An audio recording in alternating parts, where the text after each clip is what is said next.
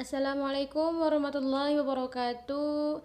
Ahlan wa sahlan wa marhaban bikum. Bertemu lagi bersama Ibu ya.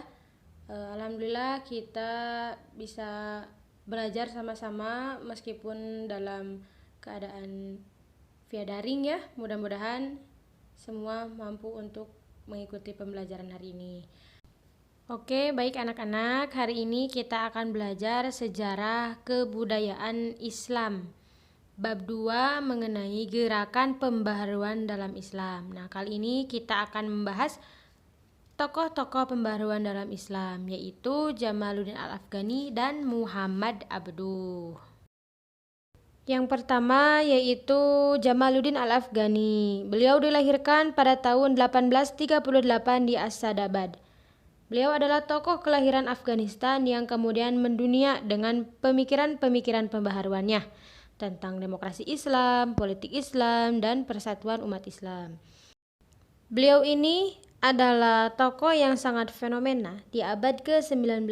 Kemudian nanti pemikirannya berkembang dan terwujud menjadi kenyataan baru di abad ke-20.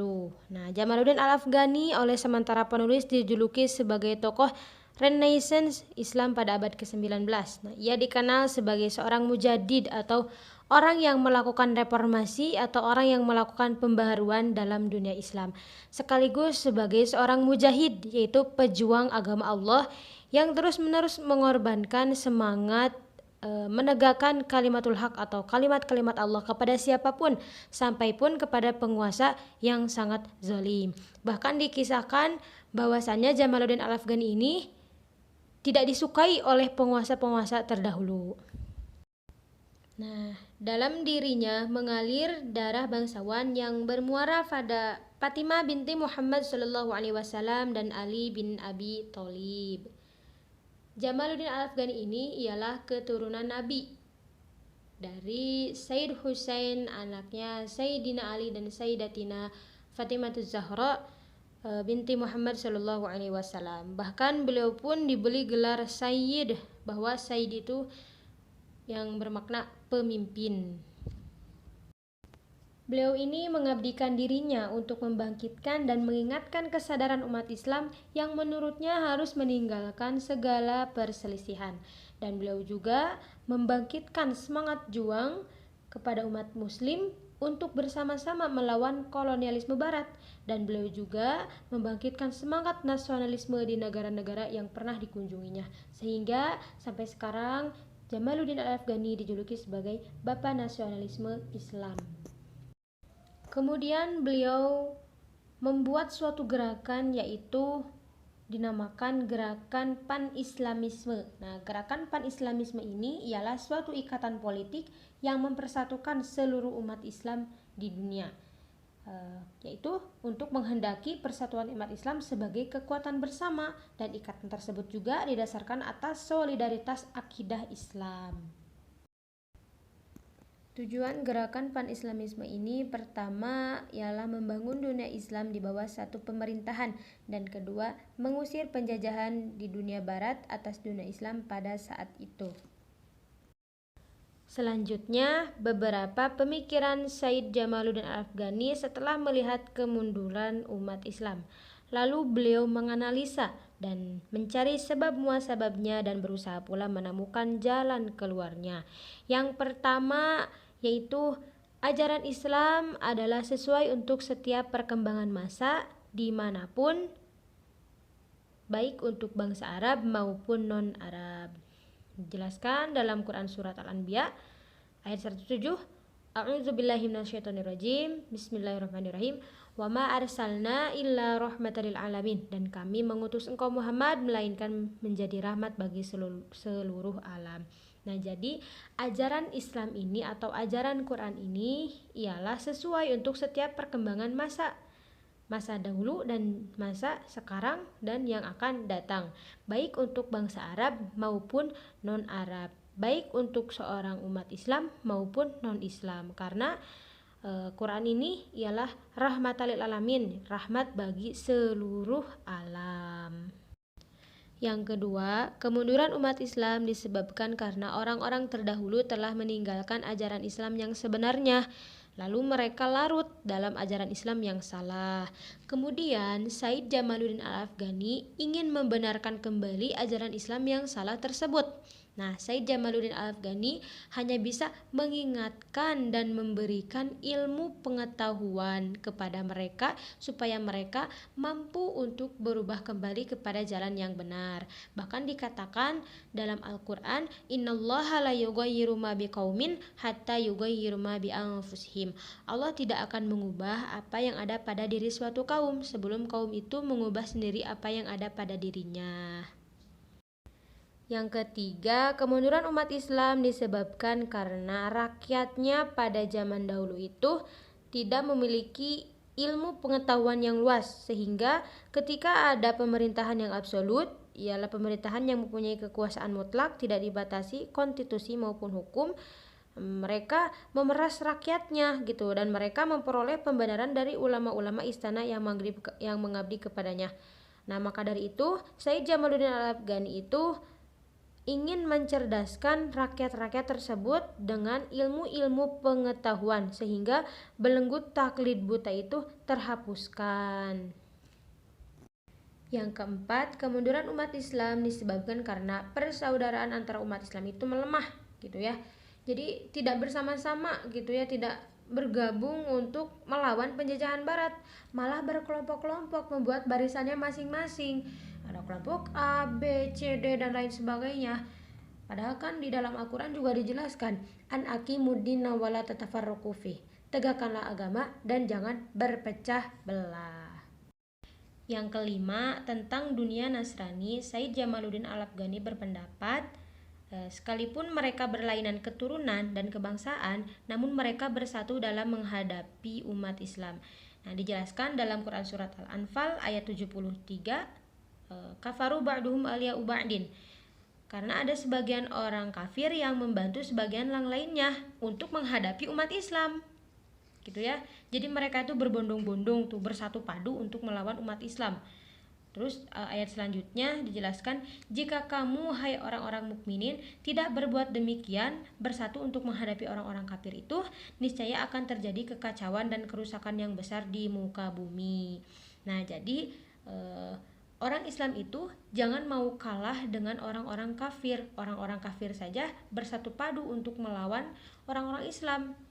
Nah, maka kita juga harus bersatu padu juga untuk melawan orang-orang kafir.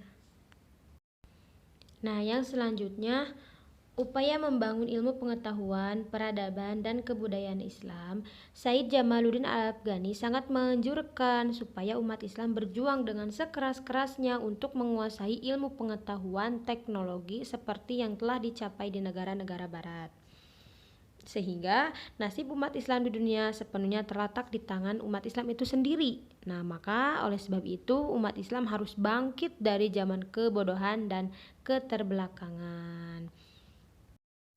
Nah, jadi perlu kita ketahui bersama bahwasannya Said Jamaluddin Al-Afghani ini termasuk orang yang berusaha bersungguh-sungguh untuk melakukan tazkiyatun nafs atau mensucikan dirinya kepada Allah Subhanahu wa taala, dan beliau sering berzikir kepada Allah sekalipun ia menghadap dan berbincang dengan sang raja. Itu dijelaskan dalam Al-Qur'an bahwasannya alladzina yadhkurunallaha qiyaman wa qu'udan wa 'ala junubihim wa yatafakkaruna fi khalqis samawati wal ard, yaitu orang-orang yang mengingat Allah sambil berdiri, wa qiyaman sambil duduk, wa qu'udan wa 'ala junubihim atau dalam keadaan berbaring, wa yatafakkaruna fi khalqis samawati wal ard, mereka memikirkan penciptaan langit dan bumi gitu ya. Selain berzikir itu menjadi penggugur dosa, berzikir juga dapat menjadikan hati kita menjadi tenang. Dijelaskan dalam Quran surat Ar-Ra'd ayat 28, alladzina amanu wa tatma'innu qulubuhum bidzikrillah, yaitu orang-orang yang beriman, hati mereka menjadi tentram atau tenang dengan mengingat Allah. Ala bidzikrillahi tatma'innul qulub, ingatlah hanya dengan mengingat Allah hati menjadi tentram. Tokoh gerakan pembaharuan dalam Islam selanjutnya ialah Muhammad Abduh. Nah, Muhammad Abduh lahir pada tahun 1849 di desa Mahalat Nasr dekat Sungai Nil, Mesir. Ayahnya bernama Abduh Hasan Khairullah, berasal dari Turki, dan ibunya seorang Arab silsilahnya sampai kepada suku Umar ibnu Khattab.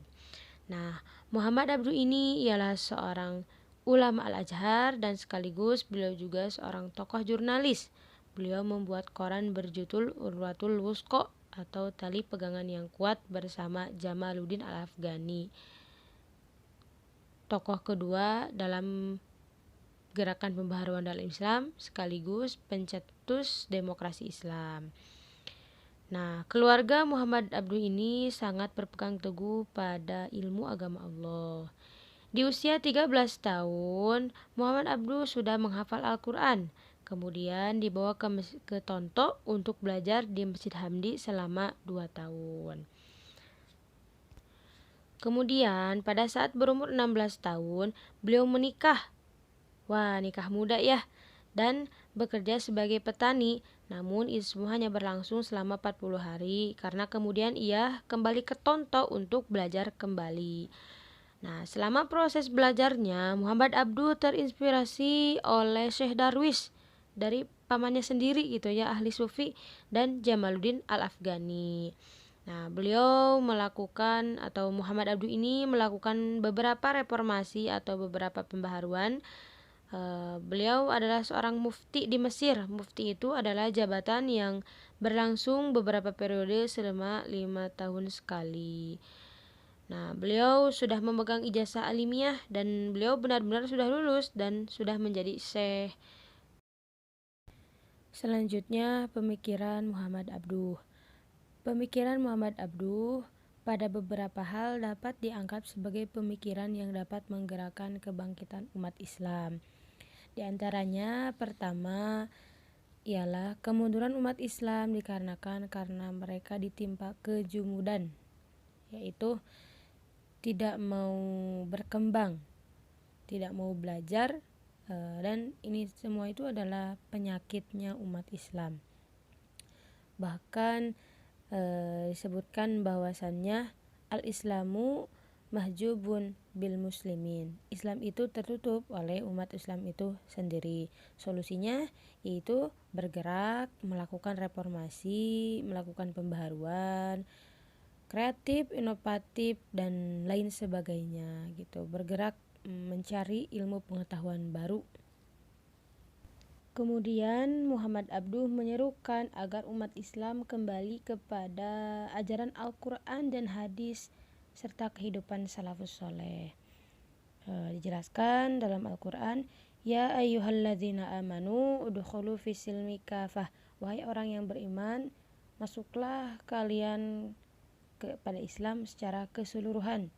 Jadi Muhammad Abduh ini ingin umat terdahulu itu kembali kepada jalan Al-Quran yang benar, sehingga mereka tidak larut dalam ajaran Islam yang salah. Selanjutnya, Islam adalah ibadah dan muamalah. Dalam soal ibadah, kita tidak perlu melakukan ijtihad. Apa itu ijtihad? Ijtihad dalam bahasa Arab tasrifnya itu yaitu ijtihada yajtahidu ijtihadan, ialah mengerahkan segenap kemampuan, sedangkan menurut istilahnya ialah mengerahkan seluruh kemampuan secara maksimal dalam mengungkapkan kejelasan. Jadi soal ibadah kita tidak perlu mengungkapkan kejelasan kepada siapapun gitu ya. Tetapi ketika dalam persoalan muamalah, maka kita diperlukan yang namanya ijtihad sesuai dengan perubahan keadaan zaman sekarang. Contoh ketika bermuamalah atau jual beli dan hutang piutang, maka harus saling catat mencatat. Selanjutnya, sistem pendidikan perlu adanya perombakan gitu ya. Mengapa? Karena supaya ada nuansa baru ketika proses pembelajaran dengan metode atau teknik baru, insya Allah mampu mencetak siswa-siswi atau peserta didiknya itu menjadi generasi lulusan yang terbaik. Alhamdulillahirrahmanirrahim, pembahasan demi pembahasan akhirnya sudah selesai ya. Mudah-mudahan dapat dipahami dan menjadi ilmu baru yang berkah buat kita semua. Rubama kafaituhunna awalan qablahu afwan. Aqulu qawli hadza wastaghfirullahal azim. Wassalamualaikum warahmatullahi wabarakatuh.